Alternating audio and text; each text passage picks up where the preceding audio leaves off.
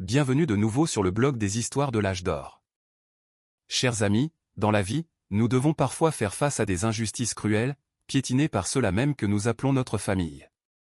L'amour-propre, la chose la plus précieuse d'un être humain, est parfois considéré comme un déchet sous les pieds d'autrui. Mon histoire commence par un après-midi comme celui-là. Un après-midi fatidique à l'endroit même où j'avais versé tout mon cœur et mon esprit pour servir. C'est le moment où ma belle-mère, la présidente autoritaire d'une célèbre maison de mode, m'a forcé à m'agenouiller pendant 3 heures au beau milieu du grand hall.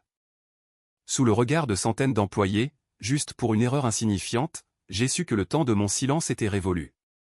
Mais elle ne s'en est pas rendue compte. Lorsque j'ai passé un seul appel pour tout changer, elle a ri, un rire bruyant, plein d'arrogance et de mépris. Elle ne pouvait pas se douter que seulement 30 minutes plus tard, ce même sourire se figerait sur ses lèvres et que tout l'empire dont elle était si fière tremblerait jusqu'à ses fondations à cause d'une vérité inimaginable. Le sol en marbre blanc du hall de la maison de haute couture Célestine était glacial. Son froid traversait le tissu fin de mon pantalon, pénétrait ma chair et transperçait mes os, mais il n'était pas aussi froid que le regard de la femme qui se tenait là-haut. Je suis Chloé, et j'étais à genoux. Mes 2 genoux étaient engourdis et douloureux au point que je ne sentais plus rien. Mon dos était brisé de fatigue après 3 heures passées dans une posture humiliante. J'étais agenouillé en plein centre du hall principal, l'endroit le plus solennel de l'entreprise, là où le logo Célestine en cristal scintillait, là où des centaines d'employés, des hauts cadres aux plus modestes, allaient et venaient. Le bruit des talons au claquant sur le sol, les murmures, les regards curieux, impitoyables et même jubilatoires. Tout cela était comme des milliers d'aiguilles invisibles s'enfonçant dans ma chair, dans mon amour-propre déjà déchiqueté. Je me sentais comme un animal de cirque, une pécheresse exposée devant le public. Et la metteur en scène de cette pièce cruelle n'était autre que ma belle-mère, Monique, la présidente en exercice de la maison Célestine. Elle se tenait là, sur les marches menant au bureau, les bras croisés, avec l'allure autoritaire d'une reine. Elle portait une robe de soirée de la marque Célestine elle-même. Sa coiffure était sophistiquée, son visage maquillé avec précision dégageait une froideur et une arrogance totale. De temps en temps, elle jetait un coup d'œil vers moi, le coin de sa bouche se soulevait en un demi-sourire satisfait. À côté d'elle se tenait Nicolas, mon mari, le vice-directeur de l'entreprise. Il se tenait là, grand et élégant dans son costume sur mesure, mais recroquevillé, caché derrière le dos de sa mère comme un enfant qui n'a pas grandi. Il n'osait pas me regarder en face, ses yeux fuyants, prétendant être occupé à examiner quelque chose sur sa tablette, feignant de ne pas voir la douleur et l'humiliation de la femme avec qui il vivait depuis 5 ans. La raison de tout cela était ridicule, née d'une petite négligence au travail. Ce matin, lors de la présentation de la nouvelle collection devant les partenaires et la presse, un incident s'est produit. Le fichier de présentation des diapositives sur l'inspiration de la collection a rencontré un problème technique, interrompant la cérémonie pendant quelques minutes. En tant que spécialiste au département de design, la personne qui avait directement préparé ce fichier, j'ai été immédiatement tenu pour responsable. Bien que l'incident fût dû à une défaillance du système informatique du service technique et que j'ai rapidement résolu le problème pour que la cérémonie se poursuive avec succès, pour Monique, c'était une tâche impardonnable. Elle a estimé que je l'avais humiliée, que j'avais gâché la perfection d'un événement dans lequel elle avait mis tout son cœur. Juste après la fin de la cérémonie, devant toute la direction, elle m'a pointé du doigt et a hurlé, « Incapable. Tu ne peux même pas finir une seule tâche correctement.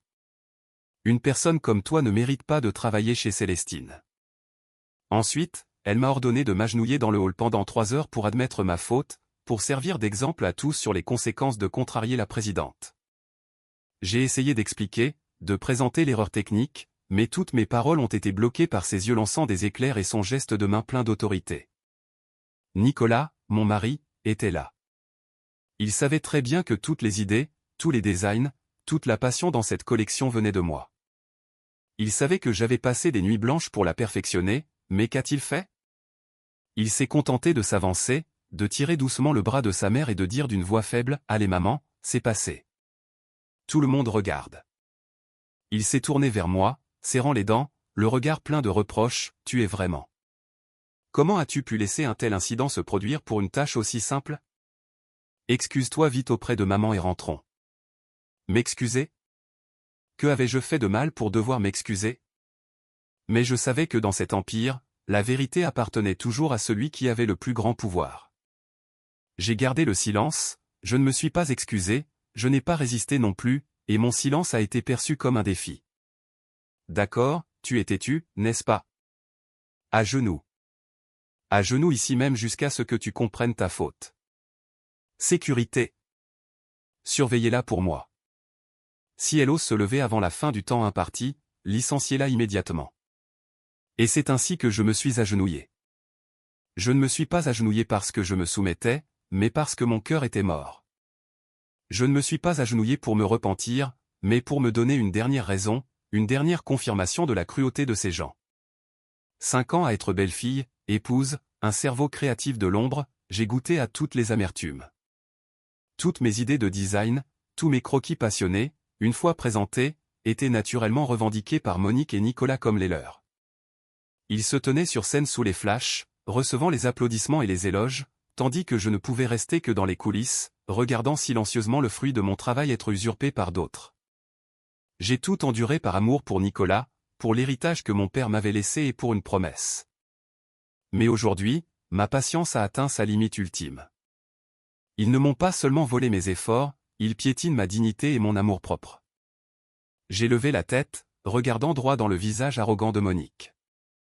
Mes yeux ne brillaient plus de larmes, il ne restait qu'une froideur, une détermination effrayante. J'ai lentement glissé ma main dans la poche de ma veste. J'ai sorti mon téléphone. Tout le monde autour retenait son souffle en suivant mon action. Nicolas fronça les sourcils, prêt à s'avancer pour m'arrêter. Il avait peut-être peur que je fasse quelque chose de stupide. Mais il était trop tard. J'avais composé le seul numéro enregistré dans mes favoris. À l'autre bout du fil, ça a sonné une seule fois avant de décrocher. Pas besoin de salutation. J'ai élevé la voix, ni trop fort ni trop doucement, mais chaque mot résonnait, ferme et clair dans le silence du hall. Oncle Jean-Pierre, exécutez le plan. Le plan B. Un silence de mort enveloppa le hall. Tout le monde, y compris les agents de sécurité, était stupéfait, incapable de croire ce qu'il venait d'entendre. Plan B? Qui est l'oncle Jean-Pierre? De quoi parle cette petite designer insignifiante? Nicolas fut le premier à réagir, il se précipita, essayant de m'arracher le téléphone. Tu es folle, qu'est-ce que tu racontes? Mais j'étais plus rapide, j'ai raccroché et remis le téléphone dans ma poche. Puis, une chose inattendue s'est produite. Monique, après quelques secondes de stupeur totale, a éclaté de rire. Elle riait aux éclats, un rire convulsif jusqu'aux larmes. Ah, le plan B? Tu menaces qui, petite insolente? Tu appelles qui? Jean-Pierre? Tu penses être qui pour oser donner des ordres à mon directeur exécutif? Tu es devenue folle à force de rester à genoux? Tout le hall commença à émettre des rires étouffés. Il me regardait comme une malade mentale, un clown essayant de jouer une pièce ridicule. Elle ne savait pas que c'était ses derniers rires en tant que présidente. Parce qu'une véritable tempête, une tempête de pouvoir et de vérité, fonçait vers nous et elle n'était plus qu'à 30 minutes des portes du siège dans la vallée de la Loire. Mon ordre inimaginable serait-il exécuté? Quel secret se cachait derrière cet appel fatidique et entre les mains de qui résidait le véritable pouvoir de la maison célestine? Si vous retenez votre souffle en attendant la réponse, n'oubliez pas d'aimer, de partager et de vous abonner au blog des histoires de l'âge d'or pour lever le voile sur les secrets dans la suite de cette histoire dramatique. Le rire bruyant de Monique résonnait dans tout le hall, un son strident et plein d'arrogance. C'était comme un coup de fouet dans l'air, une affirmation de son pouvoir absolu dans cet empire. Les employés autour, ceux qui semblaient gênés un instant plus tôt, commençaient maintenant à suivre le mouvement. Des rires moqueurs, des regards méprisants se tournaient tous vers moi. La femme toujours agenouillée sur le sol de pierre froide. Pour eux, je n'étais qu'un pion sacrifié tentant une action folle avant d'être éjecté de l'échiquier. Mon mari, Nicolas, après un moment de stupeur, afficha lui aussi un demi-sourire plein de mépris. Il s'avança, se pencha pour murmurer à mon oreille, d'une voix chuchotée mais pleine de venin. « Chloé, tu as fini ta comédie? Tu penses qu'en appelant Jean-Pierre tu fais peur à quelqu'un? C'est l'homme de ma mère, son bras droit. Tu devrais t'inquiéter pour ton petit poste d'employé, ne te laisse pas renvoyer d'ici dans la honte. » Il termina sa phrase, se redressa, épousseta une poussière invisible sur la manche de son costume, puis se tourna vers sa mère, la voix pleine de flatterie. Laisse tomber maman, pourquoi se soucier d'une folle? Elle est restée à genoux trop longtemps, son cerveau a un problème. Laisse-la là, quand ce sera fini, elle saura d'elle-même ramper jusqu'à la maison. Monique semblait très satisfaite de cette scène. Elle fit signe à l'équipe de sécurité. Surveillez-la attentivement pour moi. Si elle ose causer du désordre, appelez immédiatement la gendarmerie pour la faire sortir pour trouble à l'ordre public. Sur ce, elle et Nicolas tournèrent les talons, me laissant seul au milieu des regards curieux et des murmures. Ils se dirigèrent vers l'ascenseur privé réservé à la direction, l'allure détendue, comme s'ils venaient de regarder une comédie amusante. Ils ne savaient pas que le rideau de la véritable pièce venait à peine de se lever. Je restais agenouillé là, le dos droit, les yeux fixés vers l'avant, sans vaciller. J'ai commencé à compter, comptant chaque seconde, chaque minute dans l'attente, le temps semblant s'écouler d'une lenteur inhabituelle. 30 minutes. C'était le temps que l'oncle Jean-Pierre et moi avions estimé. Le temps nécessaire pour activer les procédures juridiques d'urgence, suffisant pour que l'équipe d'avocats se déplace de leur cabinet jusqu'ici. 5 minutes passèrent, 10 minutes passèrent, les chuchotements autour commencèrent à diminuer. Tout le monde retournait à son travail, jetant de temps en temps un coup d'œil vers moi comme vers un objet de décoration bizarre. Au bout de 20 minutes, mon cœur commença à s'agiter un peu. Y avait-il un problème? Le plan se déroulait-il comme prévu? Mais ensuite, je me suis rassuré. Je croyais en l'oncle Jean-Pierre, l'âme sœur de mon père, celui qui m'avait vu grandir, le seul à connaître le secret et à porter ce fardeau avec moi. Et puis, exactement à la 30e minute, un événement se produisit qui ébranla tout l'immeuble Célestine. Les portes tournantes automatiques du hall s'arrêtèrent soudainement. Un groupe de personnes en costume sombre, à l'allure grave, entra.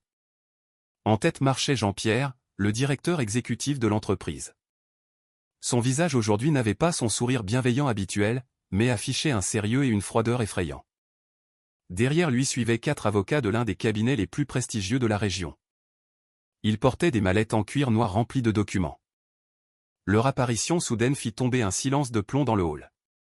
Toute activité sembla s'arrêter, tous les regards se tournaient vers eux, surpris et confus. L'équipe de sécurité de l'entreprise se précipita, essayant de les intercepter. « Monsieur le directeur, vous n'avez pas de rendez-vous. » Mais Jean-Pierre leva simplement la main, un geste décisif. « Écartez-vous, nous exécutons une décision d'urgence du conseil d'administration. » Sa voix était ferme, ne permettant aucune réplique. Jean-Pierre ne s'arrêta pas à la réception, il se dirigea droit vers l'ascenseur privé de la présidente. Le groupe entra, les portes de l'ascenseur se refermèrent lentement devant la stupéfaction générale. Où vont-ils? Que vont-ils faire? Personne ne le savait, sauf moi, celle qui était toujours agenouillée sur le sol, je savais que la tempête avait vraiment touché terre. Quelques minutes plus tard, le téléphone interne sur le bureau du chef de la sécurité sonna bruyamment. J'ai vu son visage se décomposer en entendant l'appel, passant de la surprise à la terreur. Il se leva précipitamment, faisant signe aux 2 agents de sécurité les plus grands. Au bureau de la présidente, vite. Il y a un problème. Mais avant qu'il n'ait pu partir, les portes de l'ascenseur s'ouvrirent à nouveau. Cette fois, la scène à l'intérieur était encore plus terrifiante. Monique était retenue fermement par les bras par 2 avocats. Elle se débattait, criant comme une folle. « Lâchez-moi. » « Que faites-vous? Jean-Pierre, êtes-vous fou? Osez-vous me traiter ainsi? » Nicolas, quant à lui, le visage livide, était bloqué par un autre avocat, incapable de faire quoi que ce soit. Jean-Pierre sortit en dernier, tenant un dossier. Il marcha jusqu'au centre du hall, se tint sur les marches, là où 30 minutes plus tôt Monique se tenait pleine d'autorité. Il s'éclaircit la voix, parlant d'une voix résonnante et claire, assez forte pour que tout le monde dans le hall l'entende. À tout le personnel de la maison Célestine, moi, Jean-Pierre, directeur exécutif, je tiens à annoncer une décision urgente. En raison de graves fautes de gestion et d'abus de pouvoir affectant négativement la culture de l'entreprise et l'image de la marque, le conseil d'administration, sous l'autorité de l'actionnaire majoritaire, a décidé qu'à partir de cet instant, Madame Monique est démise de ses fonctions de présidente du conseil d'administration. Tous ses pouvoirs au sein de la maison Célestine sont officiellement suspendus. Chaque mot de Jean-Pierre tombait comme un coup de marteau dans l'atmosphère déjà tendue. Le hall entier était sidéré.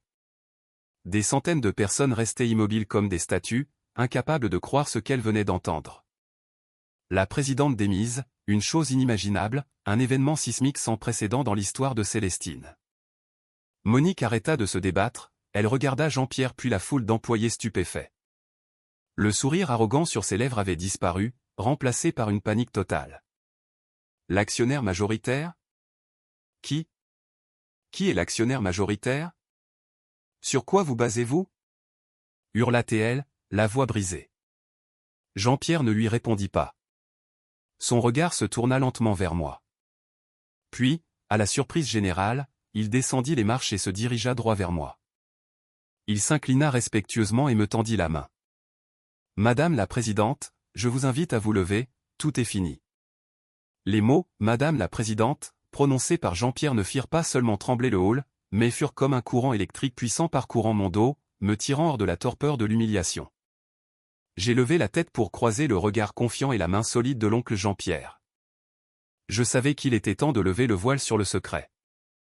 Je me suis appuyé sur sa main pour me lever lentement. Mes jambes engourdies pour être resté agenouillé trop longtemps me firent chanceler, mais je me suis rapidement rétabli. Je n'étais plus la faible Chloé résignée. À cet instant, j'étais l'héritière légitime de Célestine, celle qui tenait le destin de tout un empire.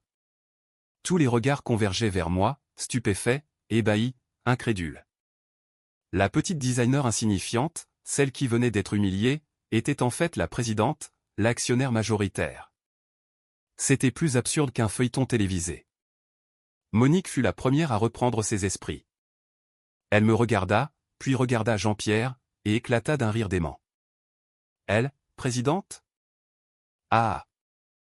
Jean-Pierre, vous devenez sénile en vieillissant ou quoi?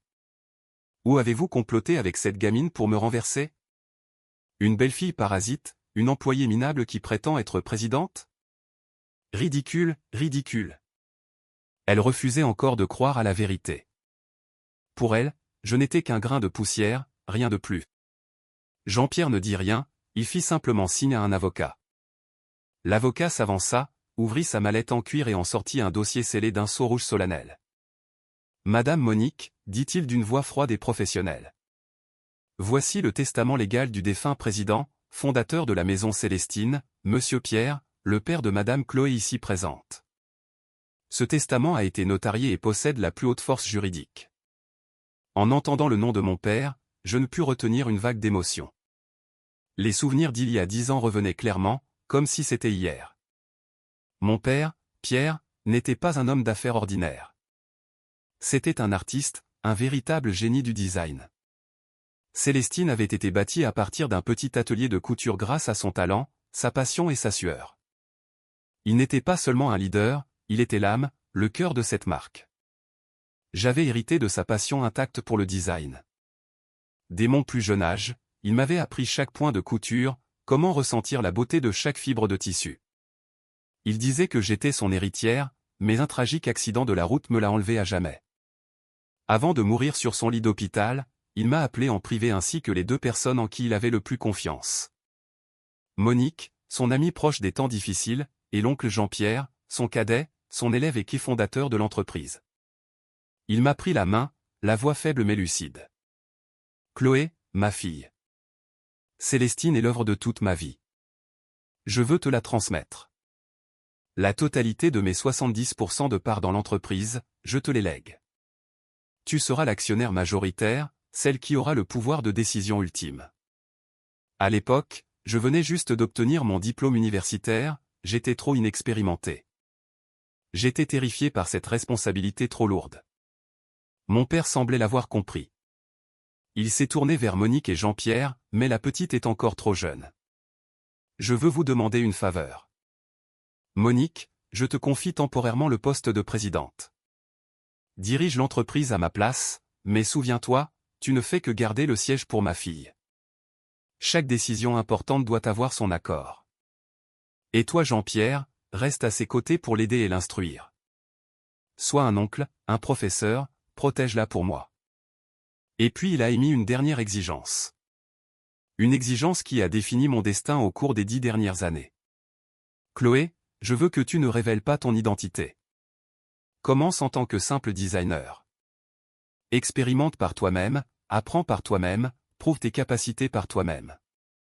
Ce n'est que lorsque tu seras vraiment mûre, vraiment assez courageuse pour porter cet héritage, que tu pourras t'asseoir légitimement dans le fauteuil de président. C'est la dernière épreuve que je te donne. C'était un pacte, une promesse d'honneur entre nous quatre. Monique avait pleuré à l'époque, jurant devant l'âme de mon père qu'elle me considérerait comme sa propre fille, qu'elle ferait tout pour m'aider et me protéger. Jean-Pierre avait gardé le silence, hochant la tête, un hochement lourd de responsabilité. Et moi, j'avais promis à mon père. J'avais accepté de rester en retrait, de devenir une héritière cachée juste pour accomplir sa dernière volonté. Je ne me doutais pas que cette promesse ouvrirait une série de jours amers et tragiques dans ma vie. Une tragédie nommée amour. Après la mort de mon père, j'ai tenu ma promesse. J'ai rangé mon identité de riche héritière, commençant une nouvelle vie en tant que Chloé, une designer ordinaire chez Célestine. Je vivais dans un petit gîte rural, prenant le TER ou parfois ma vieille Citroën 2CV pour aller travailler. Personne dans l'entreprise, à part l'oncle Jean-Pierre, ne connaissait ma véritable identité. Ces jours étaient difficiles mais pleins de sens. Je vivais ma passion, libre de créer. Mes designs, bien que non signés de mon nom, chaque fois que je les voyais apparaître sur les podiums et admirés de tous, je ressentais un bonheur silencieux. Monique, dans les premières années, jouait assez bien son rôle de présidente fantoche. Elle respectait mes avis sur les questions créatives et consultait toujours Jean-Pierre pour les décisions commerciales. L'entreprise se développait de manière stable, tout aurait pu continuer ainsi paisiblement sans l'apparition de Nicolas. Il était le fils unique de Monique, revenant tout juste d'études aux États-Unis. Sa mère l'avait placé au poste de chef du marketing. La première fois que j'ai rencontré Nicolas, c'était lors d'une réunion sur la stratégie de promotion de la nouvelle collection. Il était grand, beau, éloquent, avec un sourire éclatant capable de faire fondre n'importe quel cœur de jeune fille. Il avait été attiré par mes idées audacieuses et créatives. Après la réunion, il est venu spontanément faire connaissance. « Bonjour, je suis Nicolas. Tes idées lors de la réunion d'aujourd'hui étaient vraiment impressionnantes. » Il a commencé comme ça. Les rencontres au bistrot du village après le travail, les conversations interminables sur la mode, l'art, les rêves. Nicolas m'a montré un autre monde, un monde de romance, de mots doux. Moi, une fille qui ne connaissait que le travail et vivait dans l'ombre de son père, j'ai été rapidement conquise.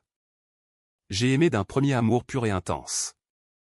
Je pensais avoir trouvé la véritable moitié de ma vie. Un homme qui ne venait pas vers moi pour l'argent ou le statut, mais pour ma personne et mon talent. Lorsque nous avons décidé de nous marier, Monique s'y est d'abord opposée. Elle critiquait mes origines modestes, pas assez dignes de son fils chéri, mais face à la détermination de Nicolas et peut-être aussi par respect pour ma position de cerveau créatif indispensable à l'entreprise, elle a accepté à contre-cœur. Notre mariage n'a pas été organisé en grande pompe, mais pour moi à ce moment-là, c'était le jour le plus heureux. J'avais naïvement cru que désormais j'aurais une vraie famille, un mari à aimer et une belle-mère à respecter. Mais la vie conjugale n'est pas un conte de fées. Juste après le mariage, j'ai peu à peu découvert le vrai visage de l'homme que j'aimais. Nicolas n'était pas aussi talentueux qu'il le montrait. Il était paresseux, indécis et ne savait vivre que dans l'ombre de sa mère. Chaque décision, petite ou grande, devait être soumise à Monique. Le poste de vice-directeur qu'il a obtenu plus tard a également été arrangé par sa mère. Il a commencé à considérer mes contributions et mes idées comme une évidence. Chaque fois que je proposais un nouveau design, il le regardait à peine puis l'apportait naturellement à sa mère comme si c'était son propre travail. Il se tenait sur le podium de la gloire recevant les éloges, tandis que je ne pouvais que regarder en silence. Monique, une fois que je suis devenue sa belle-fille, ne gardait plus les apparences comme avant. Elle a commencé à me voir comme une épine dans le pied. Elle jalousait mon talent, jalousait la confiance que Jean-Pierre me portait. Elle a commencé à trouver tous les moyens pour me rabaisser, m'humilier. Elle me donnait des tâches insignifiantes sans rapport avec mon expertise, m'obligeant à la servir comme une domestique. Et Nicolas, mon mari, n'a jamais élevé la voix pour me défendre une seule fois. Il gardait le silence, voire se joignait à sa mère pour me critiquer. Mon amour mourait peu à peu, remplacé par la déception et l'amertume. J'ai voulu maintes fois révéler la vérité, jouer carte sur table avec eux, mais j'ai reculé. La promesse faite à mon père, l'image d'une famille complète que j'avais toujours désirée me retenait. Je m'étais trompé moi-même en pensant qu'un jour il changerait peut-être. J'ai enduré, je me suis sacrifié, j'ai accepté de rester en retrait juste pour obtenir une paix factice. Mais j'avais tort, ma patience ne les a pas changés, elle les a seulement rendus de plus en plus excessifs. Ils prenaient mon silence pour de la faiblesse, mon sacrifice pour une évidence.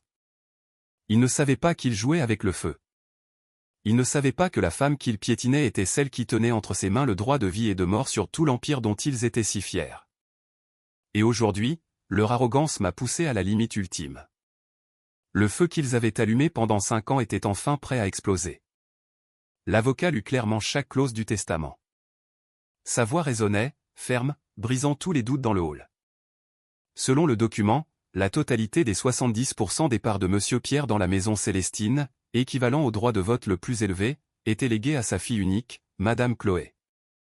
Le pouvoir de présidente de Madame Monique n'était que temporaire et pouvait être révoqué à tout moment à la demande de Madame Chloé. Avec la confirmation du directeur exécutif Jean-Pierre, tout était trop clair, il n'y avait plus rien à nier. Je ne suis pas une folle, ni un clown. Je suis la véritable présidente de cet endroit. Monique restait figée sur place, son visage passant du blanc au vert, ses lèvres bougeant sans qu'aucun son ne sorte. Elle me regardait puis regardait Jean-Pierre, son regard passant de la surprise à l'indignation, et finalement à une panique extrême. Non, c'est impossible. Ce vieux Pierre. Il a osé me tromper? Pourquoi je ne savais rien de ce testament? Elle hurla, la voix stridente, perdant toute son autorité habituelle. L'avocat répondit calmement, « Madame, ce testament a été établi légalement, signé par le témoin ici présent, Monsieur Jean-Pierre, et a été scellé dans notre cabinet d'avocats pendant 10 ans. Selon la demande du défunt président, il ne devait être publié que lorsque Mademoiselle Chloé en ferait la demande. Escroquerie. Tout est un complot, vous vous êtes ligués pour me nuire. » Elle hurla, nous pointant du doigt, moi et Jean-Pierre. Elle allait se jeter sur nous, mais 2 agents de sécurité la retinrent à temps. Nicolas, mon mari, n'était pas en meilleur état. Il restait immobile comme une statue, les yeux écarquillés me regardant comme une étrangère. Sa mère n'était pas la présidente toute-puissante, sa femme n'était pas une employée minable. Toute sa vision du monde semblait s'être effondrée en quelques minutes. Il balbutia, « Chloé. Toi. Comment est-ce possible ?» Je ne pris pas la peine de le regarder, je fixai droit Monique. La femme qui m'avait causé tant de souffrance. Ma voix était glaciale. Vous êtes très surprise, n'est-ce pas? Vous n'auriez probablement jamais imaginé que la personne que vous humiliez, piétiniez, forciez à s'agenouiller pendant 3 heures était la véritable propriétaire de l'empire sur lequel vous étiez assise. Je fis un pas vers elle. Vous avez dit que je ne méritais pas de travailler chez Célestine. Alors maintenant, c'est moi qui vais décider qui ne mérite pas de rester ici. Je me tournai vers Jean-Pierre pour donner mon premier ordre dans mes nouvelles fonctions. Oncle Jean-Pierre, faites sortir Madame Monique du bureau de la présidence. Scellez tous ses ordinateurs et documents personnels pour l'enquête ultérieure. À partir de cet instant, elle n'a plus aucun pouvoir dans cette entreprise. Bien compris, Madame la présidente. Jean-Pierre s'inclina pour recevoir l'ordre puis fit signe à l'équipe de sécurité. 2 grands agents s'avancèrent immédiatement, tenant fermement les bras de Monique. « Veuillez sortir, Madame Monique. »« Lâchez-moi. »« Vous osez me toucher ? Je suis la présidente, c'est mon entreprise. » Elle se débattait frénétiquement en insultant, mais toute sa lutte à ce moment-là ne faisait que rendre son image plus pathétique. Elle fut traînée sans ménagement devant la foule d'employés stupéfaits. Ses chaussures à talons de marque glissaient sur le sol en marbre, produisant des grincements perçants. Sa coiffure soigneusement relevée était en désordre. Son maquillage coûteux avait coulé à cause des larmes et de la colère. L'image d'une reine puissante s'était complètement effondrée, ne laissant qu'une femme vaincue et pitoyable. Mais ce n'était pas tout. Lorsqu'elle fut traînée jusqu'aux portes de l'ascenseur, Jean-Pierre éleva la voix assez fort pour que tout le monde entende. « Ah, encore une décision de la nouvelle présidente. En raison d'un manque temporaire de personnel au service nettoyage, le conseil d'administration a décidé de transférer temporairement Madame Monique au poste d'agent d'entretien à partir de demain. Nous espérons votre coopération. » Agent d'entretien? De présidente à agent d'entretien, ce choc était encore plus grand que la destitution. Le hall entier poussa une nouvelle exclamation de surprise. En entendant cela, les yeux de Monique se révulsèrent, son corps devint mou et elle s'évanouit dans les bras des agents de sécurité. Le choc et l'humiliation étaient trop grands, ils l'avaient complètement terrassée. Je restais là, regardant toute la scène sans que mon cœur ne tressaille. Je ne ressentais ni jubilation, ni pitié, juste une grande fatigue.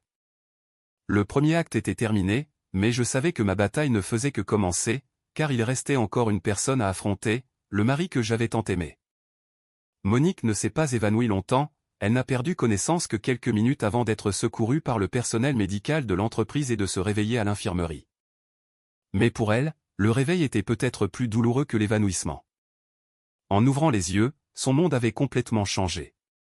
Plus de bureaux présidentiels luxueux, plus de secrétaires et d'assistants autour, juste 4 murs blancs et l'odeur froide de l'antiseptique. Et lorsque Jean-Pierre et l'avocat entrèrent, apportant la décision de transfert officielle, elle sut que ce n'était pas un cauchemar. C'était la réalité, une réalité cruelle et brutale. Le lendemain matin, conformément à la décision promulguée, elle fut invitée à descendre au service des ressources humaines pour prendre son nouveau poste. Le local d'entretien se trouvait au sous-sol du bâtiment, un endroit humide, mal éclairé et sentant fort les produits chimiques de nettoyage. Un contraste total avec le bureau du dernier étage, avec vue panoramique sur la ville, où elle avait siégé. Le chef des ressources humaines, qui auparavant devait se courber humblement à chaque rencontre, était maintenant assis derrière son bureau, la regardant d'un œil froid, sans aucune émotion. « Madame Monique, voici l'uniforme du service d'entretien. Veuillez vous changer. Et voici votre zone de travail, comprenant tous les couloirs et les toilettes de ce sous-sol. Sandrine, la chef d'équipe de nettoyage, sera celle qui vous guidera dans vos tâches spécifiques. » Le chef de service parla ouvertement puis pointa du doigt une femme d'âge moyen à l'allure austère qui se tenait dans un coin de la pièce. Monique regarda l'uniforme bleu d'ouvrier froissé, puis la femme nommée Sandrine, quelqu'un qu'elle n'avait même jamais daigné regarder auparavant. Tout son corps tremblait, cette humiliation était pire que d'être battue. « Vous osez. » Elle serra les dents, prête à dire quelque chose, mais s'arrêta. Elle savait qu'à ce moment-là, elle n'avait plus le statut pour donner des ordres ou crier. Elle prit silencieusement l'uniforme et entra dans le vestiaire. Lorsqu'elle ressortit, ce n'était plus la présidente autoritaire Monique, juste une vieille femme de ménage perdue dans des vêtements trop larges, le visage émacié et les yeux vides. Sandrine, la chef d'équipe, qui avait probablement reçu des consignes de Jean-Pierre, s'avança sans aucun égard et lui tendit un balai, une serpillière et un seau en plastique. « Votre travail aujourd'hui est de nettoyer tout ce couloir. Nettoyez jusqu'à ce que je puisse me voir dedans en vérifiant, alors seulement vous pourrez vous reposer. » Elle parlait d'une voix articulée. Monique restait figée, les mains tremblantes tenant le balai. Une serpillière, chose qu'elle n'avait jamais eu à toucher de sa vie, était maintenant son outil de travail. Elle regarda le sol sale, puis le long couloir sombre. Ses larmes commencèrent à couler. Des larmes de rancœur et d'impuissance. Elle commença son travail. Ses mouvements étaient maladroits. Elle n'avait jamais fait de travaux manuels comme celui-ci. Son dos habitué au fauteuil en cuir confortable devait maintenant se courber douloureusement. Ses mains habituées aux bagues en diamant devaient maintenant tenir un balai sale. Le choc et l'humiliation étaient si grands qu'elle devenait presque folle. De temps en temps, elle s'arrêtait, hurlait un cri insensé puis reprenait son travail en désespoir de cause. La nouvelle de l'ancienne présidente rétrogradée au rang de femme de ménage se répandit rapidement dans l'entreprise. De nombreux employés curieux descendaient discrètement au sous-sol pour voir. Ils se tenaient à distance, pointant du doigt et chuchotant. Ces regards qui étaient auparavant pleins d'admiration et de peur, ne contenaient plus que curiosité et jubilation. Elle était devenue une risée, un sujet de commérage pour toute l'entreprise. Je ne suis pas descendu voir. Je ne voulais pas être témoin de cette scène. Mon but n'était pas de l'humilier bassement. Mon but était de lui faire comprendre une chose, le pouvoir n'est pas éternel. Et quand on est au sommet, il ne faut jamais piétiner ceux qui sont en bas. Car nul ne sait si un jour la position ne s'inversera pas. Le balai qu'elle tenait était la leçon la plus chère pour son arrogance. Pendant qu'elle luttait avec son nouveau travail, au dernier étage, Nicolas vivait aussi des moments tout aussi terribles. Il avait été convoqué dans mon nouveau bureau, le bureau de la présidente, pour une confrontation qu'il ne pouvait éviter. Nicolas entra dans mon bureau. La pièce qui, hier encore, appartenait à sa mère, avec une expression on ne peut plus complexe. Il y avait de la colère, de la confusion, du refus et aussi une peur vague qu'il essayait de cacher. Il n'était plus le vice-directeur élégant et confiant d'autrefois. Il avait l'air un peu négligé, les cheveux en désordre, les yeux cernés par une nuit blanche. Il claqua la porte, sans prendre la peine de saluer, alla droit à mon bureau et frappa fort dessus. « Chloé, explique-toi, c'est quoi tout ça? Que as-tu fait à ma mère ?» Sa voix était pleine de reproches. Comme si j'étais la coupable. Je restais assise tranquillement sur le fauteuil de présidente, feuilletant calmement un dossier. Je ne levai pas les yeux vers lui tout de suite, laissant le silence et mon attitude calme augmenter sa colère. Quelques secondes plus tard, je levai lentement la tête, le regardant droit dans les yeux. Mon regard n'était plus celui de la résignation, de l'humilité d'hier, mais celui froid et distant d'une supérieure regardant son subordonné.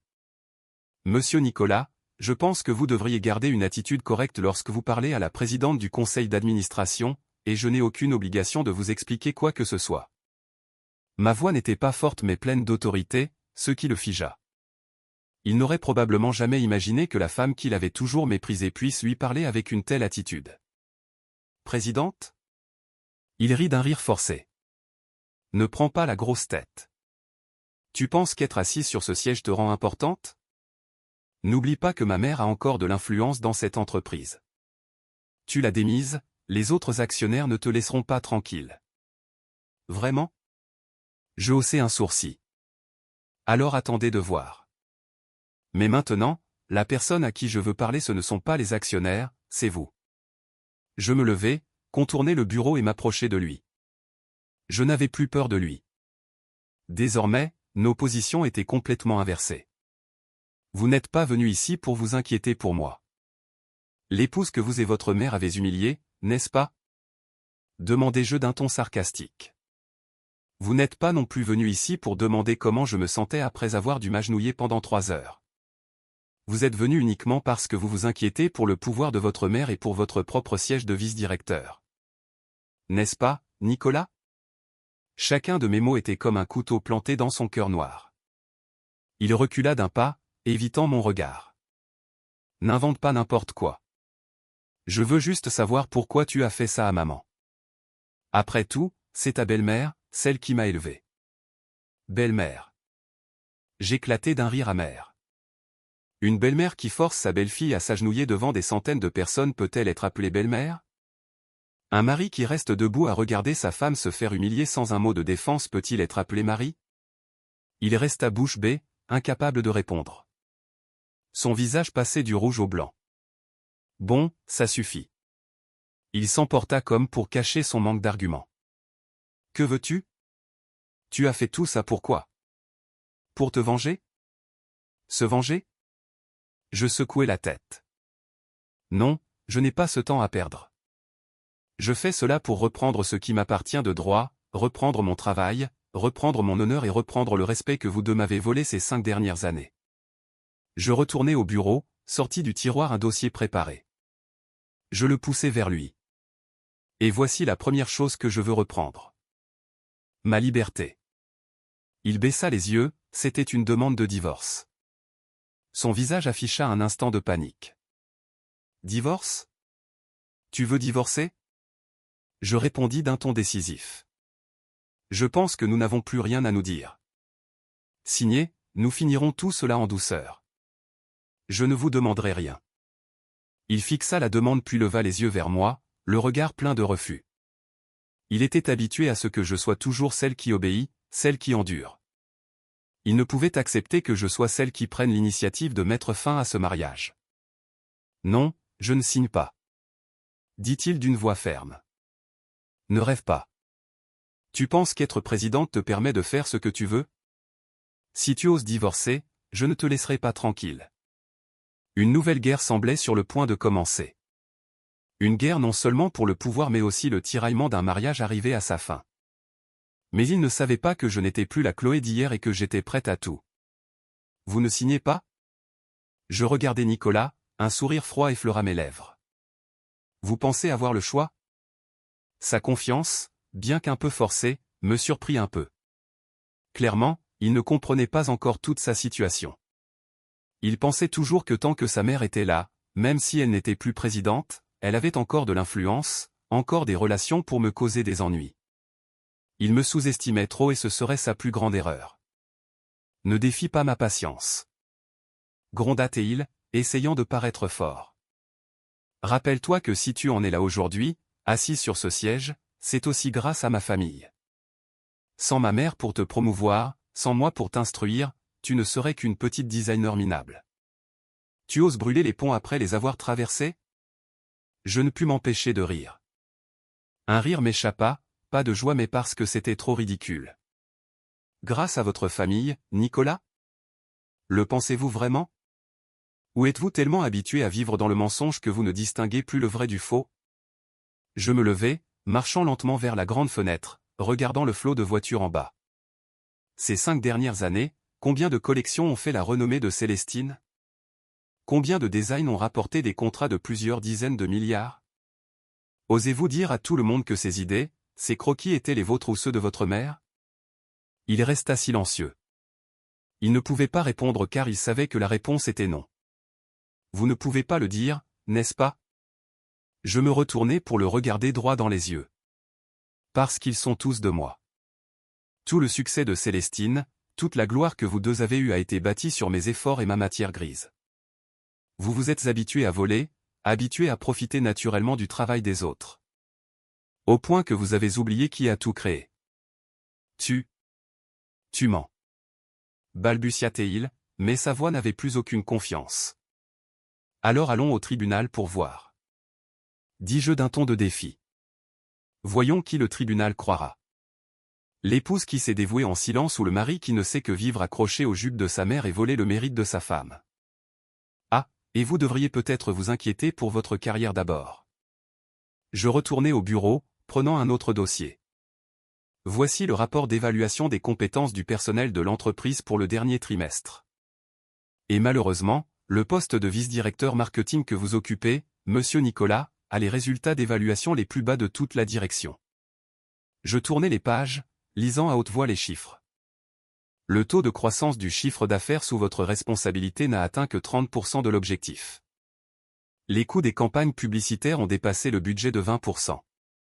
La plupart des stratégies marketing suivent des sentiers battus, sans innovation. Comment expliquez-vous ces chiffres? Monsieur le vice-directeur? Il resta sidéré. Ces chiffres étaient la vérité, sans ma créativité, son département marketing n'était qu'une machine lourde et inefficace. C'est parce que le marché est difficile. Il tenta de se justifier. Difficile ou parce que vous n'avez plus la source d'idées abondantes de votre femme provinciale? Je l'interrompis. Avec ces résultats, j'ai tout à fait le droit de vous licencier, mais je ne le ferai pas tout de suite. Je vais vous donner une chance. Je poussai à nouveau la demande de divorce vers lui. Signez ici, acceptez de partir en douceur, et vous serez maintenu à un poste d'employé marketing normal. Mais si vous ne signez pas, non seulement ce siège de vice-directeur mais toute cette entreprise n'aura plus de place pour vous. Et je vous garantis qu'avec vos compétences, aucune maison de mode dans toute la vallée de la Loire n'osera vous embaucher. C'était une menace. Un ultimatum ni plus ni moins. J'avais utilisé mon propre pouvoir pour le mettre au pied du mur, tout comme lui et sa mère l'avaient fait avec moi. Il me regarda, le regard plein de ressentiment et de haine. Il ne pouvait croire que l'épouse douce et soumise d'autrefois puisse devenir aussi tranchante et cruelle. Tu oses. Essayez et vous verrez si j'ose. La guerre entre nous avait vraiment commencé. Ce n'était plus des reproches, des gifles, mais une guerre de pouvoir, de survie dans le monde des affaires. Il pensait qu'il avait encore une issue, encore des atouts, mais il ne savait pas que j'avais bloqué toutes ces routes depuis longtemps. Après cette confrontation enflammée dans mon bureau, Nicolas partit avec un visage furieux et plein de rancœur. Il n'avait pas signé la demande de divorce. Clairement, il n'acceptait pas encore la défaite. Il croyait toujours que tant que sa mère était à ses côtés, il pourrait renverser la situation. Lui et Monique commencèrent à agir juste après. Il pensait que si j'avais le pouvoir, c'était grâce au soutien de Jean-Pierre et au testament de mon père. Alors, il suffisait de neutraliser Jean-Pierre et de prouver que le testament était un faux pour que tout redevienne comme avant. Un plan apparemment intelligent mais incroyablement stupide. D'abord, ils essayèrent de contacter les autres membres du conseil d'administration. Monique, en tant que personne ayant dirigé l'entreprise pendant 10 ans, avait encore des relations proches. Elle appela chacun d'eux, pleurant et racontant mon prétendu complot avec Jean-Pierre. Elle peignit une histoire tragique où elle était victime d'une belle-fille traîtresse et d'un subordonné loyal complotant pour usurper l'entreprise. Elle les appela à se ranger de son côté, à organiser une assemblée générale extraordinaire pour me renverser et la rétablir.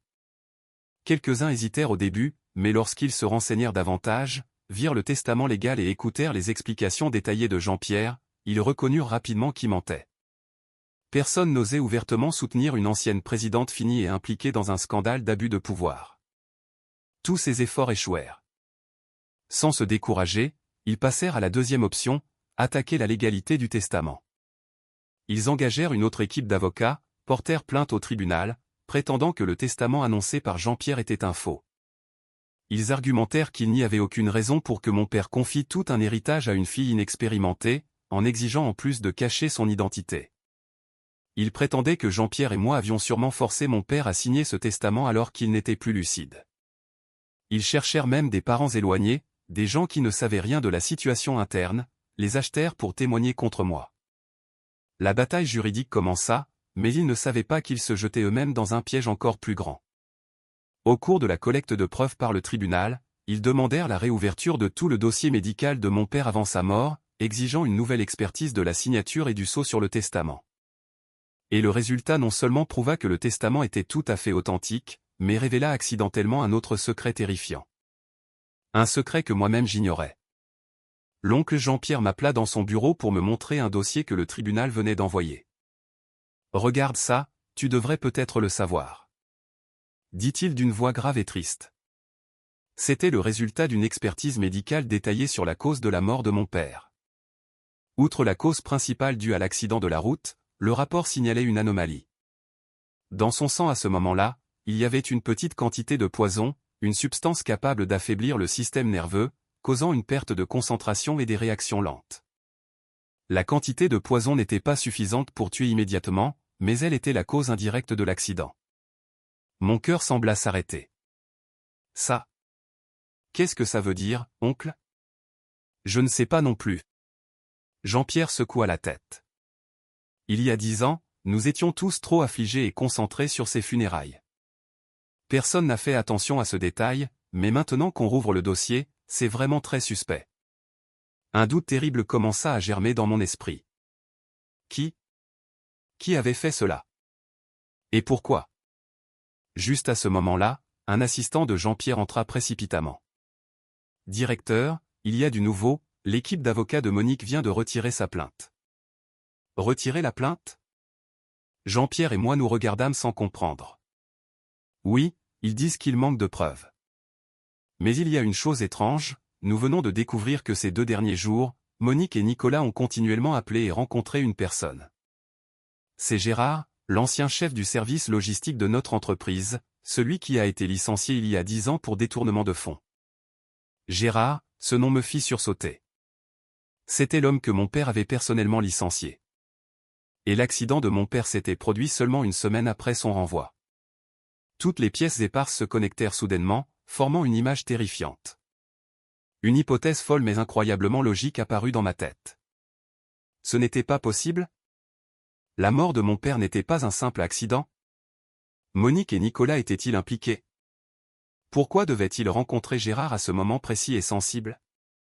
Pourquoi avaient-ils retiré leur plainte si précipitamment juste après? Le secret qu'ils essayaient de cacher était encore plus grand que la lutte pour le pouvoir. Et je savais que je devais trouver la vérité, non seulement pour moi-même mais aussi pour mon défunt père. L'hypothèse terrifiante sur la mort de mon père hantait mon esprit, m'empêchant de trouver la paix. Si c'était vrai, alors le crime de Monique et son fils ne s'arrêtait pas à l'avidité et l'autoritarisme, c'était un crime impardonnable. J'ai décidé d'aller au bout de cette vérité. J'ai exigé de Jean-Pierre qu'il mène à tout prix une enquête secrète et approfondie sur toutes les activités de Monique au cours des 10 dernières années, en particulier autour de la période de la mort de mon père. Jean-Pierre, avec ses propres remords et soupçons, n'a pas hésité un instant. Il a mobilisé ses meilleures relations, engager toute une équipe de détectives privés professionnels et des experts financiers de premier plan pour passer au peigne fin tous les livres de comptes, contrats et transactions de Célestine sur une décennie. L'enquête ressemblait à l'épluchage d'un oignon. Plus nous allions en profondeur, plus nous avions les yeux qui piquaient devant les vérités pourries et corrompues. Il s'avéra que Monique n'était pas seulement une présidente fantoche, elle avait profité de la confiance de mon père et de mon silence pour transformer Célestine en machine à sous pour sa propre famille. Ce que nous avons découvert dépassait l'imagination. D'abord, un réseau de filiales. Des sociétés écrans créées sous les noms de parents éloignés à elle. Ces sociétés n'avaient aucune activité commerciale réelle. Elles n'existaient que sur le papier. Elle les utilisait pour signer des contrats fictifs avec Célestine, allant de la fourniture de matériaux à des prix exorbitants à la réalisation de campagnes marketing virtuelles. Des centaines de milliards de l'entreprise avaient été blanchis de manière sophistiquée via ce réseau, coulant directement dans sa poche. Ensuite, le détournement de fonds publics flagrant. Elle utilisait la carte de crédit de l'entreprise pour payer ses besoins personnels luxueux. Des voyages en Europe, des sacs à main de marque en édition limitée jusqu'à la construction d'une villa de vacances en Provence. Tout était légalisé sous couvert de frais de représentation, frais de mission. Nicolas n'était pas une exception, son poste de vice-directeur n'était qu'une couverture. Il ne faisait presque rien mais recevait un salaire et des bonus astronomiques. La voiture de luxe qu'il conduisait, l'appartement où il vivait, tout était payé par l'entreprise. Il considérait Célestine comme la vache à lait de la famille, la pressant jusqu'à la dernière goutte.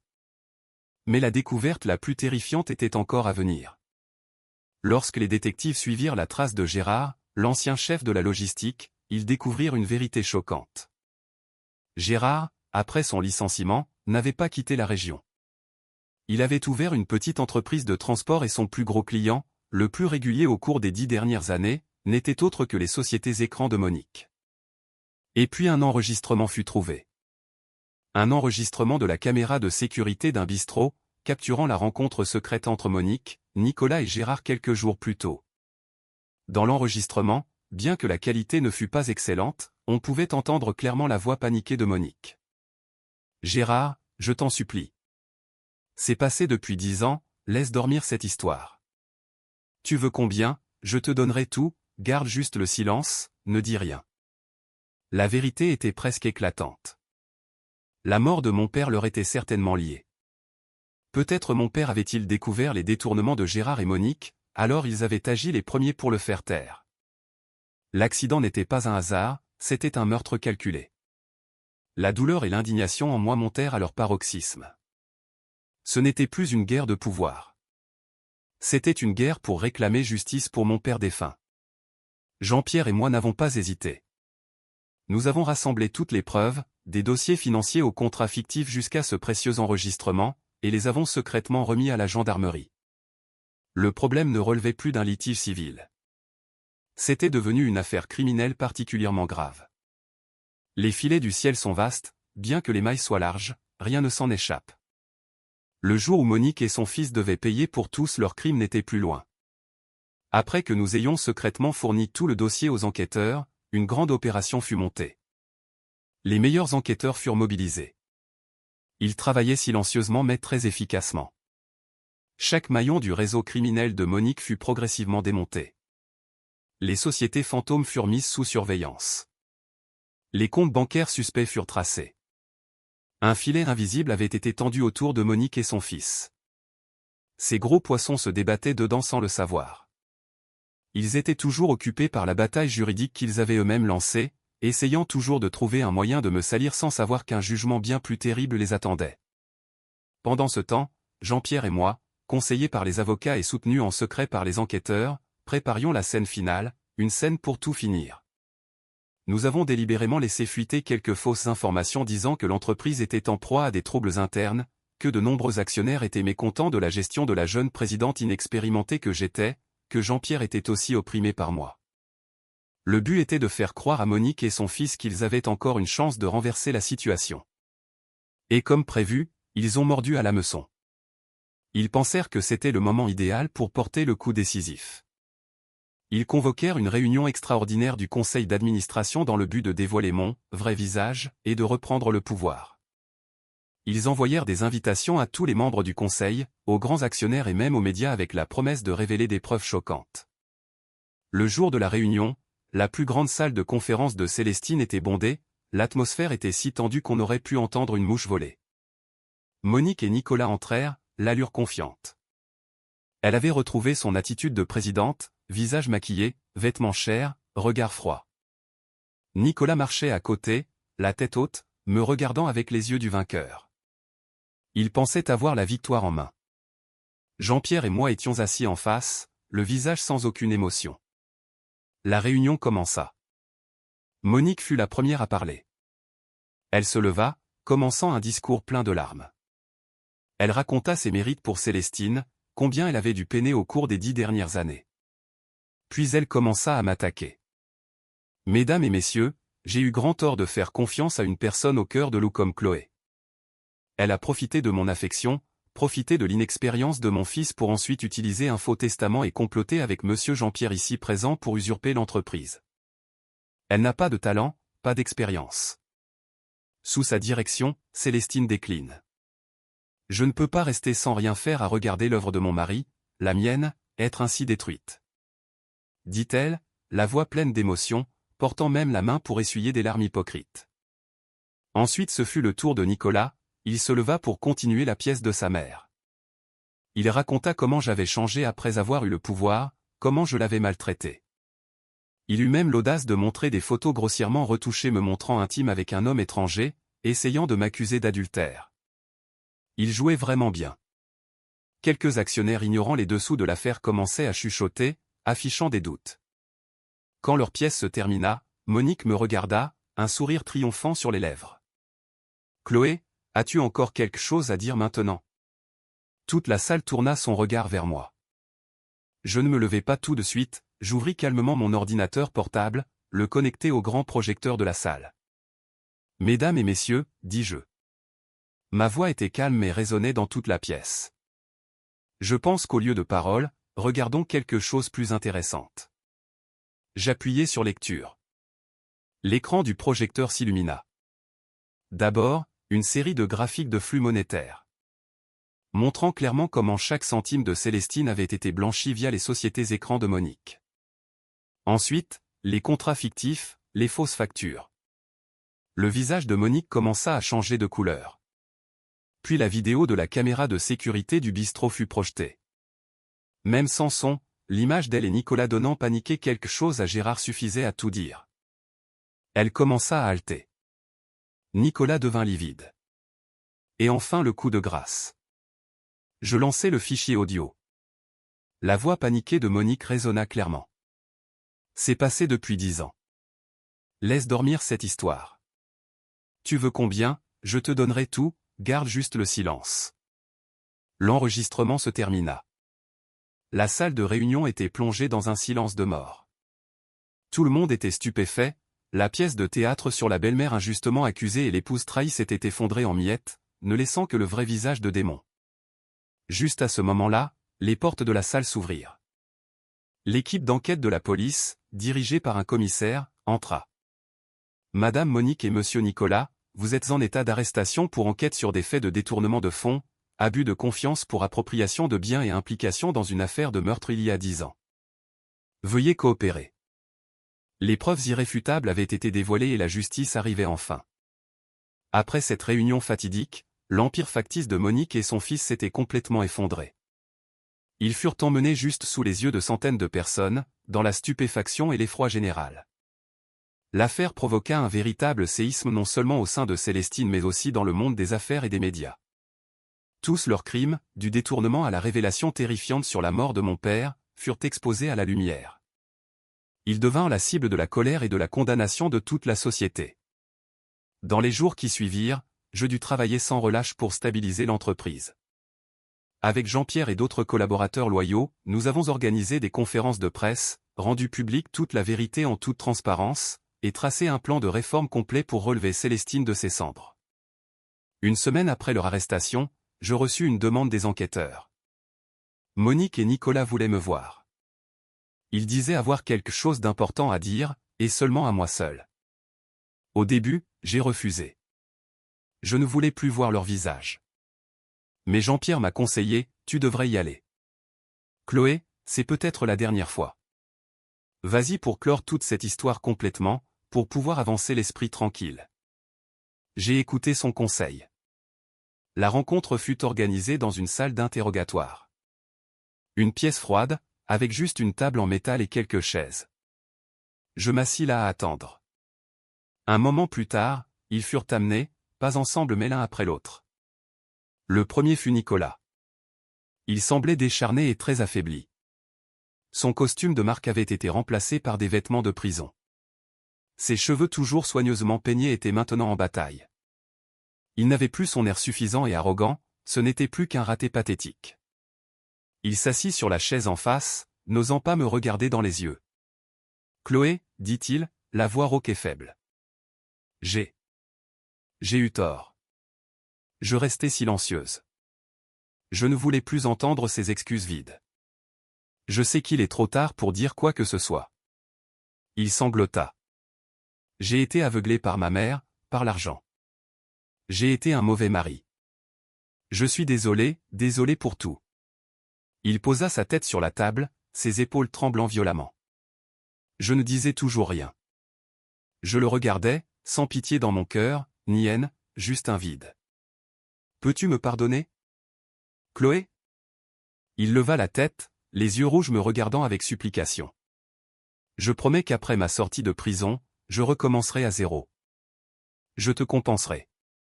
Compenser? Je pris enfin la parole, la voix glaciale. Avec quoi vas-tu compenser? Peux-tu me rendre mes 5 années de jeunesse perdues? Peux-tu me rendre la confiance que tu as piétinée? Et le plus important, peux-tu me rendre mon père? Ma dernière question fut comme un coup de massue frappant droit dans sa conscience. Il se figea, bouche bée, incapable de parler. Tu n'es pas seulement un mauvais mari, tu es un complice de crime. Continuai-je, la voix durcie. Tu savais tout mais tu as gardé le silence. Ton silence est aussi un crime. Tu ne mérites pas mon pardon ni celui de mon père. Sur ce, je me levai. La discussion s'arrête ici. Utilise le reste de ta vie en prison pour te repentir. C'est la seule chose que tu puisses faire. Je tournai les talons et partis, le laissant assis là, seul face à ses fautes irréparables. La suivante à être amenée fut Monique. Elle paraissait encore plus misérable que Nicolas. Cheveux blancs, visage creusé, yeux cernés. Elle n'était plus la présidente puissante, juste une vieille femme coupable attendant son jugement. En me voyant, elle ne hurla pas, n'insulta pas, elle s'effondra à genoux sur le sol, serrant mes jambes en pleurant. Chloé. Maman te demande pardon, épargne-moi, épargne Nicolas. Il a été stupide, tout est de ma faute. Je t'en supplie. Je reculai d'un pas, évitant son contact. Levez-vous, n'est-ce pas un peu tard pour m'appeler votre fille? Elle resta agenouillée, levant son visage inondé de larmes vers moi. Je sais que j'ai eu tort, je t'ai maltraité, j'ai été aveuglé par l'avidité. Mais s'il te plaît, pense à nos liens passés, pense à ton père, il ne voudrait pas voir sa famille brisée ainsi. Mon père. Je ris doucement, un rire plein d'amertume. Vous avez encore le front de mentionner mon père? Celui qui a été assassiné par vous et votre complice. Vous avez trahi sa confiance, transformé l'œuvre de sa vie en outil pour votre enrichissement personnel. Vous n'avez pas le droit de prononcer son nom. Elle resta coite, tout son corps tremblant. Je ne suis pas venu ici aujourd'hui pour entendre vos excuses. Dis-je fermement. Je suis venu pour vous dire que tout est fini. Vous allez payer pour tout ce que vous avez causé. Ce n'est pas ma vengeance personnelle, c'est la justice. Je sortis de cette pièce froide, sans me retourner une seule fois, la confrontation finale était terminée. Toutes les rancunes, les dettes étaient réglées. À partir de cet instant, leur vie et la mienne seraient 2 lignes parallèles, ne se croisant plus jamais. Cette brève mais intense confrontation dans la salle d'interrogatoire n'était pas seulement un adieu définitif au passé, c'était aussi une affirmation ferme de mon avenir, de ma nouvelle personne. Je n'étais plus l'agneau docile et résigné qu'il pouvait tromper à loisir. 10 ans dans l'ombre, 10 ans d'humiliation m'avaient forgé, je suis devenu une lionne, prête à se battre jusqu'au bout pour protéger l'héritage de mon père et réclamer justice pour lui.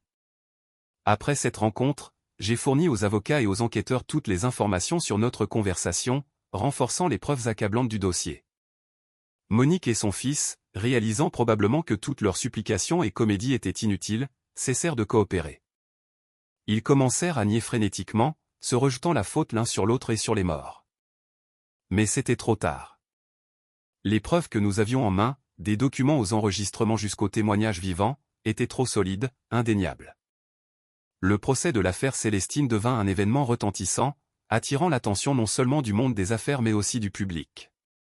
Ce n'était pas seulement une affaire économique ordinaire, c'était une tragédie sur la corruption du pouvoir, la trahison familiale et le prix à payer pour une avidité sans fond. Chaque jour du procès, les crimes de Monique et son fils étaient exposés crûment à la lumière de la justice. Des contrats fictifs de plusieurs dizaines de milliards signés avec des sociétés écrans, des sociétés fantômes créées uniquement pour des opérations de blanchiment sophistiquées. Et le plus terrifiant fut la reconstitution détaillée du complot sur la mort de mon père 10 ans plus tôt. Gérard, l'ancien chef de la logistique, face aux preuves irréfutables et pour bénéficier de la clémence de la loi, avait baissé la tête et avoué. Il avait tout raconté en sanglotant. C'était Monique elle-même, juste après que mon père l'eût nommé chef de service, qui l'avait approché et incité. Elle lui avait promis une grosse somme d'argent et un poste encore plus élevé au directoire pour qu'il mette un poison chronique dans la nourriture de mon père. Son but n'était pas de le tuer immédiatement car cela aurait été facile à détecter, mais de l'affaiblir progressivement, de lui faire perdre sa concentration, de fatiguer son esprit pour créer un accident de la route parfait lors d'un voyage d'affaires. Elle voulait s'emparer de Célestine et elle avait réussi pendant 10 ans. Les aveux de Gérard furent comme une bombe explosant au milieu du tribunal. Monique hurla en niant follement. Elle cria que Gérard était un ingrat, un calomniateur, mais tout était trop clair. Nicolas, en entendant les crimes de sa mère, la vérité derrière la mort de l'homme qu'il avait toujours respecté, s'effondra complètement. Il restait assis, figé sur le banc des accusés, les yeux vides.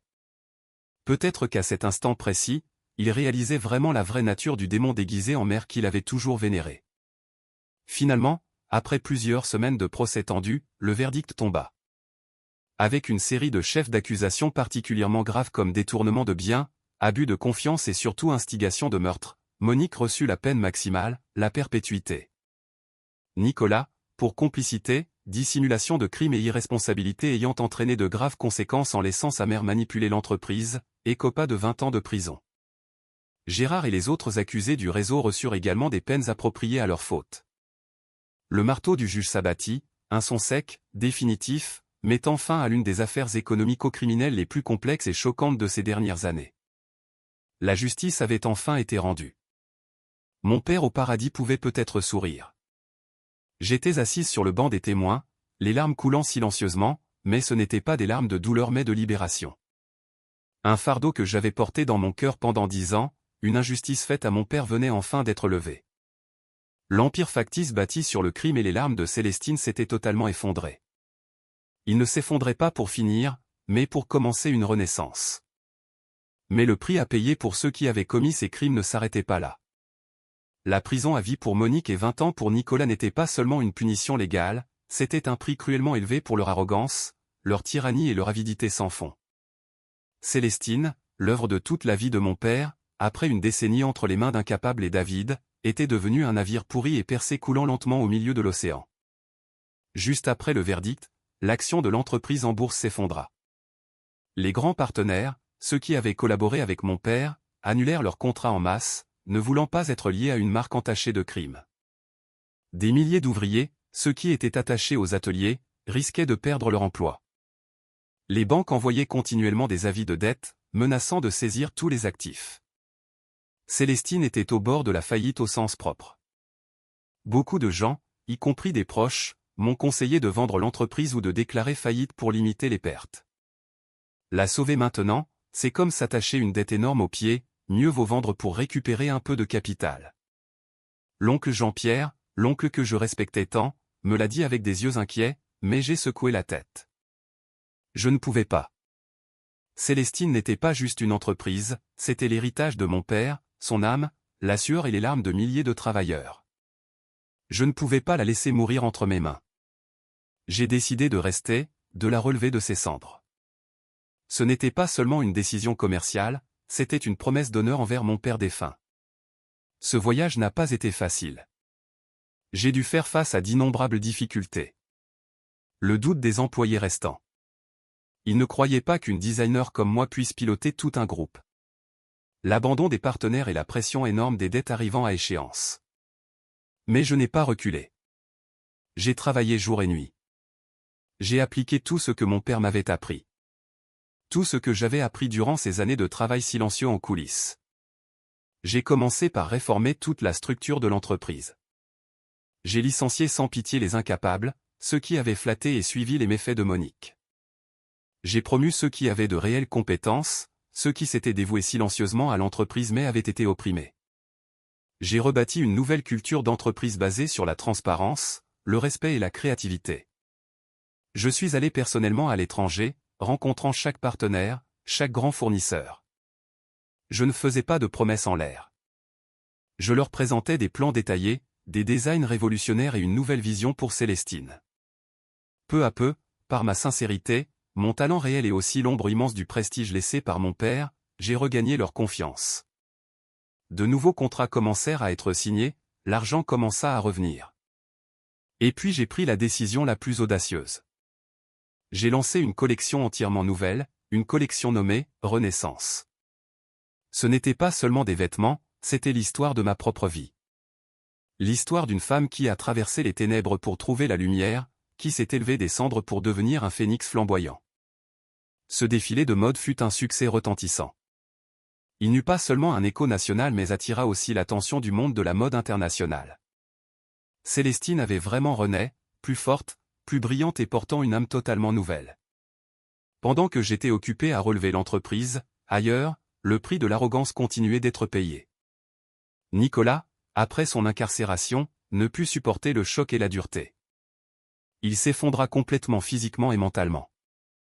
Quant à Monique, dans les derniers jours de sa vie en isolement, elle dut vivre dans le tourment de ses fautes et la solitude.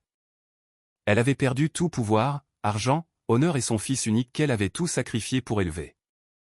C'était la punition la plus cruelle pour elle. Je ne pensais plus beaucoup à eux. Leur vie était une leçon trop chère pour la société. Je me concentrais uniquement sur la route devant moi. La route où je continuerai d'écrire l'histoire de Célestine. L'histoire de la créativité, de la passion et de la force inébranlable d'une femme. 5 ans après que la tempête a balayé Célestine, par un bel après-midi ensoleillé dans la vallée de la Loire, je me tenais sur la grande scène de la semaine de la mode. Les flashs crépitaient continuellement, des centaines d'objectifs étaient braqués sur moi. Je n'étais plus la timide designer Chloé, ni la présidente froide des premiers jours de reprise. Je me tenais là dans une de mes propres créations, une robe en soie alliant tradition et modernité, souriant avec confiance en recevant le prix de designer de l'année. Les applaudissements résonnaient dans la salle. Ce n'était pas seulement une reconnaissance de mon talent mais aussi de la résurrection miraculeuse d'une marque. La maison Célestine d'aujourd'hui avait complètement fait peau neuve. Elle n'était pas seulement un nom dans la mode française mais était devenue une marque influente sur la carte de la mode européenne. Nous ne courions pas après les tendances flashy et superficielles. Nous revenions aux valeurs fondamentales que mon père avait bâties. Honorer la beauté de la femme, alliant l'essence culturelle et le souffle de l'époque. Célestine ne vendait pas seulement des vêtements, nous vendions une histoire, une fierté. Le voyage pour relever Célestine de ses cendres n'a pas été facile. Les premiers jours, j'ai dû faire face à un chaos, des dettes énormes, le doute des employés, le départ des partenaires. Mais je n'étais pas seul. Oncle Jean-Pierre, les collaborateurs fidèles de mon père et aussi les employés talentueux qui avaient été opprimés par Monique. Tous étaient dans le même bateau que moi. Nous avons travaillé jour et nuit, non par ordre ou peur, mais par unité et passion commune. J'avais complètement changé la culture de l'entreprise. Chez Célestine maintenant, il n'y avait plus de distinction hiérarchique stricte. Chaque idée était écoutée, chaque contribution reconnue. Je n'étais pas une reine sur un trône. J'étais un capitaine naviguant avec tous ses marins. Et ce navire avait traversé les tempêtes pour atteindre le grand large. Ma vie personnelle avait aussi trouvé un port paisible. Je n'avais pas cherché un nouvel amour. L'amour était venu à moi. C'était un architecte, un homme à l'âme profonde et au cœur chaleureux. Il était venu vers moi non pas parce que j'étais la présidente de Célestine mais parce qu'il voyait ma vraie personne. Une femme qui avait traversé des orages mais gardé un cœur ardent et une âme sensible. Il aimait mes designs. Il comprenait les histoires derrière eux. Avec lui, je n'avais pas besoin de me forcer, pas besoin de paraître forte. Je pouvais être moi-même, aimer, protéger sincèrement. Notre mariage eut lieu sur une plage ensoleillée, avec seulement la famille et les amis les plus proches. Oncle Jean-Pierre, remplaçant mon père, me conduisit à lui. À cet instant, j'ai pleuré, mais c'était des larmes de bonheur complet. En regardant le chemin parcouru, je ne ressentais plus d'amertume ni de haine en pensant à Monique et son fils. Au contraire, je leur étais reconnaissante.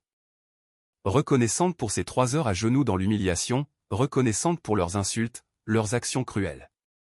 Car sans cela, je serais peut-être restée Chloé, l'épouse résignée, l'ombre pâle vivant dans le mensonge. C'est leur cruauté qui m'a poussé à bout et c'est aussi elle qui m'a donné le courage de briser mes chaînes, de me retrouver, de devenir la personne que je suis aujourd'hui. J'ai appris une leçon précieuse, la patience aveugle n'apporte jamais le bonheur ni le respect. Elle n'est qu'un terreau fertile pour que le mal et le mépris germent. Seul le courage, seul le fait d'oser se lever et lutter, d'oser prendre en main son propre destin est le chemin vers la liberté et le bonheur véritable. Une brise légère venant de la mer souffla, apportant le goût salé de l'océan et le parfum des fleurs. Je pris une profonde inspiration, sentant la liberté et la paix se répandre dans chaque cellule. Le passé était vraiment derrière moi. L'avenir comportait encore bien des défis mais je savais que je n'aurais plus peur. J'avais en main tout ce dont j'avais besoin. Une carrière brillante bâtie sur le talent et l'éthique. Une famille heureuse nourrie par l'amour et le respect. Et le plus important, la liberté d'être moi-même, de briller comme une véritable reine dans mon propre royaume. Je souris, un sourire comblé. J'étais prête à écrire les chapitres les plus lumineux de ma vie. Chers amis, chaque histoire que nous apportons, aussi dramatique soit-elle, contient des messages, des leçons profondes. Et nous voulons souligner que le but principal de ces histoires est éducatif, pour que nous puissions ensemble réfléchir, apprendre et tirer des valeurs précieuses, afin de construire une vie meilleure et plus courageuse pour nous-mêmes. L'histoire commence par une image obsédante. Une femme agenouillée pendant 3 heures au milieu du hall fastueux d'un grand groupe. Cette image n'est pas seulement une humiliation pour un individu, c'est un symbole, une entaille profonde dans l'amour-propre humain. La douleur de Chloé ne venait pas seulement de ses genoux engourdis mais du piétinement public et cruel de sa dignité. Monique, dans son arrogance de pouvoir, ne punissait pas seulement une erreur, elle essayait de détruire complètement la dignité d'un être humain, transformant sa belle-fille en bouc émissaire pour son égoïsme et sa fausse autorité. Et peut-être que la première leçon, et aussi la plus fondamentale que nous puissions tirer, est celle des limites de l'amour-propre. Dans la vie, nous pouvons sacrifier beaucoup de choses pour la famille, pour l'amour, sacrifier du temps, des efforts, même des rêves personnels. Mais il y a une chose qui ne doit absolument jamais être échangée, c'est l'amour-propre. L'amour-propre n'est pas de l'orgueil. C'est la conscience de sa propre valeur, la frontière ultime définissant que nous sommes un être humain indépendant, avec une dignité, et non la possession ou l'outil de quiconque. Chloé a enduré pendant 5 ans, elle a accepté de rester en retrait, accepté que son travail soit usurpé par d'autres. Elle s'était menti à elle-même en pensant que ce sacrifice était pour la promesse à son père, pour la paix d'un foyer, mais en réalité c'était un processus d'érosion lente de son amour-propre. Son silence a été mal compris comme de la faiblesse. Sa résignation a été vue comme une évidence. Et quand les gens sont habitués à ne pas vous respecter, ils iront de plus en plus loin jusqu'à vous piétiner sans le moindre remords. Les 3 heures à genoux furent le point de rupture, la ligne rouge franchie. Cela a réveillé Chloé, l'aidant à réaliser que la patience aveugle n'apporte pas la paix. Elle ne fait que nourrir le mal et l'arrogance grandissant. Quelle est la leçon pour nous? Sachez poser vos propres limites dans toute relation. Aimer ne signifie pas permettre aux autres de vous insulter et de vous blesser. Une relation saine doit être bâtie sur le respect mutuel. Si quelqu'un franchit continuellement vos limites, s'il méprise votre valeur, alors même si c'est douloureux, vous devez courageusement réévaluer cette relation. Car si vous ne vous respectez pas vous-même, n'espérez pas que quelqu'un d'autre le fera pour vous. Cela nous amène à la deuxième leçon, une leçon sur le véritable pouvoir. Lorsqu'elle a été acculée, Chloé n'a pas hurlé, n'a pas fait de scandale, n'a pas utilisé de moyens vulgaires pour résister. Elle a utilisé son arme ultime, l'intelligence et la préparation. Le plus grand pouvoir ne réside pas dans le fait de crier le plus fort mais de détenir les atouts auxquels personne ne s'attend. L'appel du plan B était le sommet d'un processus silencieux, persévérant et intelligent. Il nous montre que le silence de Chloé n'était pas une reddition, c'était le silence d'un stratège calculant chaque mouvement. Elle a transformé les années de mépris, passées dans les coulisses, en opportunités pour apprendre, observer et saisir toutes les faiblesses de l'adversaire. L'héritage que son défunt père lui a laissé n'était pas seulement 70% des parts mais une mentalité, une vision. Il lui a appris que le véritable pouvoir ne réside pas dans un titre sur une carte de visite mais dans la valeur fondamentale que l'on crée et la capacité de contrôler son propre destin. Cette histoire est un rappel profond que dans n'importe quelle circonstance, il ne faut jamais cesser d'investir en soi-même, jamais cesser de cultiver ses connaissances et ses capacités. La connaissance professionnelle, la compréhension de la loi, la capacité de voir à travers les gens, ce sont là les atouts que personne ne peut vous voler. Monique pouvait usurper le titre de présidente, mais elle ne pouvait jamais voler le talent de design. L'âme de Célestine résidait en Chloé. Quand vous avez de réelles compétences, vous pouvez tout perdre mais vous pouvez toujours reconstruire. Mais quand vous n'avez qu'un pouvoir emprunté, une fois le siège retiré, vous tomberez très bas. Ainsi, soyez toujours un héritier caché dans votre propre vie, cultivant silencieusement votre valeur intérieure, pour que lorsque la tempête arrive, non seulement vous restiez debout mais vous puissiez aussi renverser la situation. À l'inverse de Chloé, la chute de Monique et Nicolas est une leçon classique sur le prix de l'arrogance et de l'illusion de pouvoir. Monique a commis une erreur fatale. Elle a confondu position et valeur. Elle pensait que le siège de présidente lui donnait un pouvoir absolu, le droit de juger, d'humilier les autres. Elle a oublié que ce siège n'était que temporaire, ce pouvoir n'était qu'emprunté. L'arrogance l'a aveuglée, l'empêchant de voir la vraie valeur des gens autour d'elle. Elle méprisait Chloé, qui détenait l'âme créative de l'entreprise. Elle méprisait Jean-Pierre, qui tenait le fonctionnement de la machine. Elle a elle-même coupé les piliers soutenant son propre trône. Nicolas aussi, il vivait dans l'illusion d'être un prince, que tout ce qu'il avait venait de son talent. Il ne réalisait pas que du poste de vice-directeur à la voiture de luxe jusqu'au respect des employés, tout n'était que le reflet de l'aura de l'épouse qu'il méprisait. Quand cette aura s'est éteinte, il ne restait plus qu'un incapable inutile. Quelle est la leçon ici? Ne laissez jamais le pouvoir, l'argent ou le statut vous aveugler. Gardez toujours votre humilité et sachez apprécier ceux qui ont contribué à votre succès. Le vrai pouvoir ne vient pas de la capacité à rabaisser quelqu'un mais de la capacité à élever combien de personnes. L'arrogance est un poison qui tue toutes les relations, détruit toutes les carrières. Elle fait de vous un solitaire au sommet et quand vous trébucherez, aucune main ne se tendra pour vous relever. L'histoire apporte aussi un message profond sur la maturité et la façon dont nous faisons face à la victoire. Après avoir renversé la situation, après avoir eu tout le pouvoir en main, Chloé n'a pas choisi la voie de la vengeance mesquine. Elle ne s'est pas transformée en une copie de Monique. Au lieu de cela, elle a choisi une autre voie, celle de la réforme et de la construction. Le fait qu'elle oblige Monique à faire le ménage pendant une semaine n'était pas pour jubiler mais une leçon appropriée sur l'empathie. Elle voulait qu'elle goûte elle-même au sentiment d'un travailleur ordinaire pour comprendre la valeur du respect. Mais ensuite, elle a laissé la loi juger. Elle n'a pas abusé de son pouvoir pour les punir. Cela montre la maturité et la vision d'un véritable leader. La leçon ici est que la victoire n'est pas la fin. C'est un nouveau départ. La façon dont vous agissez après la victoire définit vraiment qui vous êtes. Vous pouvez choisir de vous enivrer dans la vengeance pour devenir celui que vous détestiez. Ou vous pouvez choisir de vous élever au-dessus de tout, d'utiliser votre pouvoir pour créer de meilleures valeurs, pour tout reconstruire sur une nouvelle base de transparence et de respect. Chloé a choisi la deuxième voie. Elle n'a pas seulement repris Célestine, elle l'a fait renaître, lui a insufflé une nouvelle âme, une nouvelle culture. C'est la victoire la plus grande et la plus durable. Et enfin, après toutes les tempêtes du monde des affaires, les complots de pouvoir, l'histoire se clôt sur une leçon simple mais incroyablement profonde sur le bonheur. Chloé, après s'être tenue au sommet de la gloire, a réalisé que le vrai bonheur ne réside pas dans des collections acclamées par le monde entier ou un titre de présidente puissant. Le bonheur réside dans un amour bâti sur le respect et la compréhension. Dans la paix d'être soi-même, sans avoir besoin de se forcer, sans avoir besoin de jouer la comédie. Elle a trouvé le bonheur auprès d'un homme simple. Qui l'aime pour ce qu'elle est et non pour ce qu'elle a. Cela nous donne une perspective profonde. La destination finale de tout voyage n'est pas le succès mais la paix intérieure. L'argent et le pouvoir peuvent être des outils utiles mais ils ne pourront jamais acheter la sérénité de l'âme.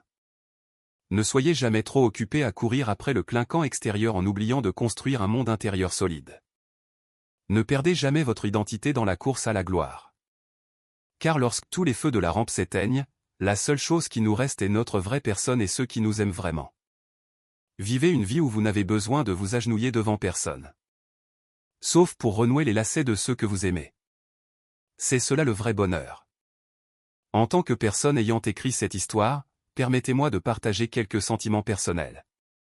Honnêtement, le détail qui m'a le plus tourmenté et fait réfléchir est l'image des 3 heures à genoux de Chloé. Ce n'est pas seulement une action, c'est un état psychologique que je crois que beaucoup d'entre nous ont vécu, bien que sous différentes formes. C'est le sentiment de devoir s'agenouiller devant les injustices au travail, s'agenouiller devant les paroles cruelles des proches ou s'agenouiller devant les préjugés de la société. Nous endurons, nous nous résignons et nous nous consolons en disant que c'est nécessaire. Mais cette histoire a posé une grande question. Cette résignation apporte-t-elle vraiment la paix ou nous tue-t-elle à petit feu? Pour moi, le personnage de Monique n'est pas un démon. Elle est l'incarnation d'une maladie psychologique courante, l'addiction au pouvoir. Elle désire tellement la reconnaissance qu'elle est prête à piétiner les autres pour affirmer sa position. Une tragédie des gens à l'intérieur vide. Nicolas est une autre tragédie. La tragédie d'un enfant qui ne grandit jamais, vivant dans la protection et la peur de sa mère. Sa lâcheté, selon moi, est encore plus blâmable que l'autoritarisme de Monique. Car le silence face au mal est aussi un crime.